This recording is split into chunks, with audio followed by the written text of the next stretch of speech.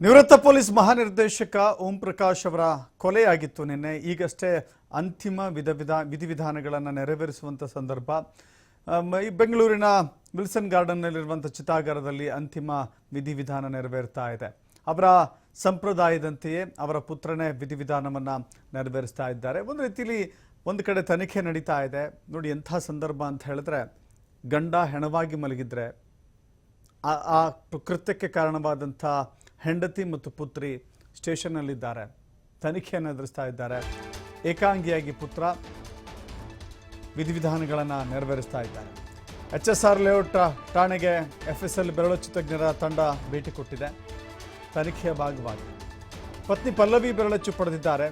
FSL ತಜ್ಞರು finger prints ತೆಗೆದುಕೊಂಡಿದ್ದಾರೆ.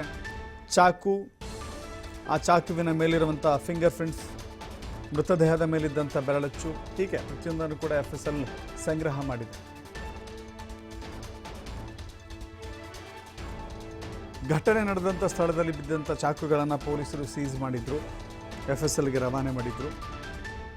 ಆ ಸಂದರ್ಭದಲ್ಲಿ ವಶಕ್ಕೆ ಪಡೆದಿರುವಂಥ ಎಲ್ಲ ಮಾರಕಾಸ್ತ್ರಗಳಿಗೆ ಫಿಂಗರ್ ಪ್ರಿಂಟನ್ನು ತೆಗೆದುಕೊಳ್ಳುವಂಥ ಕೆಲಸ.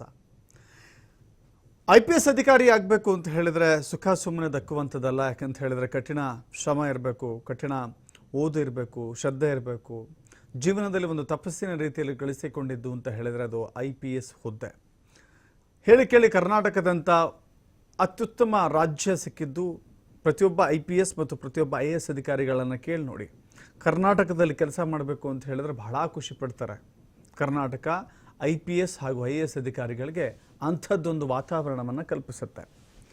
ಸೊ ಅವರು ಆರಂಭದಿಂದಲೂ ಕೂಡ ವಿವಿಧ ಹುದ್ದೆಗಳಲ್ಲಿ ಕೆಲಸ ಮಾಡ್ತಾ ಪ್ರೊಬೇಷನರಿ, ಅದಾದ ನಂತರದಲ್ಲಿ ASP ಆಗಿ, SP ಆಗಿ, IGP ಆಗಿ, ವಿವಿಧ ವಿಭಾಗಗಳಲ್ಲಿ DGP ಆಗಿ, ಆನಂತರದಲ್ಲಿ DG ಆಗಿ, DG IGP ಆಗಿ ಮಾಡಿದಂಥ ಕೆಲಸ ಇದೆಯಲ್ಲ. ಕರ್ನಾಟಕದಲ್ಲಿ ಅತ್ಯುನ್ನತ ಪದವಿ ಅಂತ ಹೇಳಿದ್ರೆ ಪೊಲೀಸ್ ಇಲಾಖೆಯಲ್ಲಿ ಪೊಲೀಸ್ ಮಹಾನಿರ್ದೇಶಕರ ಹುದ್ದೆಯನ್ನು ಹೇರಿದ್ರು.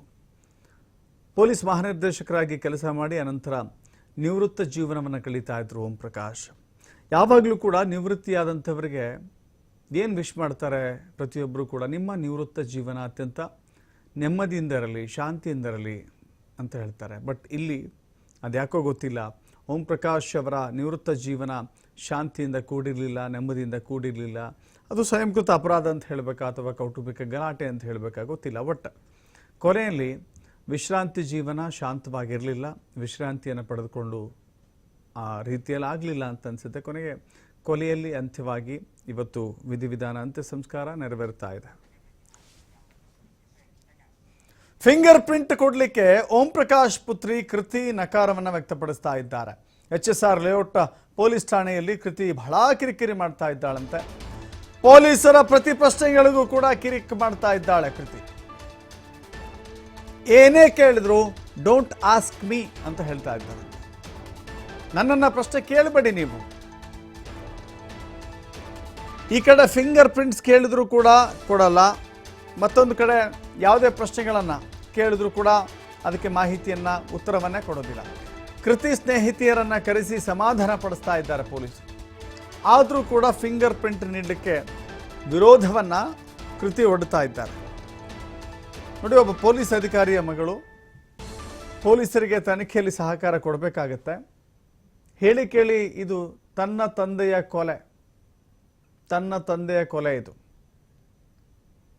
ಆ ಕೊಲೆಯಲ್ಲಿ ತನ್ನ ಪಾತ್ರ ಏನಿದೆ ಅನ್ನೋದನ್ನು ಪೊಲೀಸರಿಗೆ ಖಾತ್ರಿಪಡಿಸಬೇಕಾಗತ್ತೆ.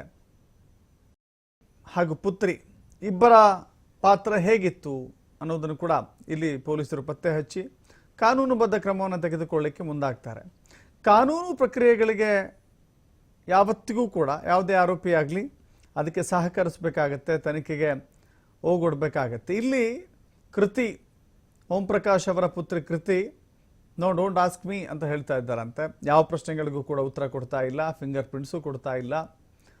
ಕೃತಿ ಫ್ರೆಂಡ್ಸ್ಗಳು ಕೂಡ ಸ್ಟೇಷನ್ಗೆ ಬಂದಿದ್ದಾರೆ, ಸಮಾಧಾನ ಪಡಿಸ್ತಾ ಇದ್ದಾರಂತೆ. ಸಮಾಧಾನ ಯಾರಿಗೆ ಪಡಿಸ್ಬೇಕು ಅನ್ನೋದು ಇಲ್ಲಿ ಪೊಲೀಸರಿಗೂ ಕೂಡ ತಿಳಿಯದ ರೀತಿಯಲ್ಲಿ ಆಗೋಗಿದೆ. ಯಾಕಂತ ಹೇಳಿದ್ರೆ ಓಂ ಪ್ರಕಾಶ್ ಅವರ ಕುಟುಂಬದಲ್ಲಿಯೇ ಆಗಿರುವಂಥ ಅಥವಾ ಕುಟುಂಬಸ್ಥರಿಂದಲೇ ಕೊಲೆಯಾಗಿರುವಂಥ ಕಾರಣಕ್ಕಾಗಿ ಯಾರನ್ನು ಸಮಾಧಾನ ಪಡಿಸ್ಬೇಕಾಗತ್ತೆ. ಯಾರನ್ನು ಸಮಾಧಾನ ಪಡಿಸುವಂಥ ಅವಶ್ಯಕತೆ ಪೊಲೀಸರ ಮುಂದೆ ಇರೋದಿಲ್ಲ. ಅವರು IGP ಮಕ್ಕಳಾಗಲಿ, DGP ಮಕ್ಕಳಾಗಲಿ, DG ಮಕ್ಕಳಾಗಲಿ, ಯಾರೇ ದೊಡ್ಡ ಹುದ್ದೆಯಲ್ಲಿರುವಂಥ ಮಕ್ಕಳೇ ಆಗಲಿ, ಪ್ರತಿಯೊಬ್ಬ ನಾಗರಿಕನಿಗಿರುವಂಥ ಸಮಾನ ಕಾನೂನಿನ ಅವಕಾಶಗಳು ಮಾತ್ರ ಇರುತ್ತೆ. ಕಠಿಣ ಕ್ರಮವನ್ನು ಕಾನೂನಿನ ಪ್ರಕಾರ ಎಲ್ಲರಿಗೂ ಕೂಡ ತೆಗೆದುಕೊಳ್ಳಬೇಕಾಗತ್ತೆ. ಅದೇ ರೀತಿಯಲ್ಲಿ HSR ಲೇಔಟ್ನ ಪೊಲೀಸರು ಮುಂದಾಗ್ತಾ ಇದ್ದಾರೆ. ಬಟ್ ತನಿಖೆಗೆ ಸಹಕಾರ ಕೊಡ್ತಾ ಇಲ್ಲ ಅಂತ ಸದ್ಯದ ಅಪ್ಡೇಟ್ ಸಿಗ್ತಾ ಇದೆ.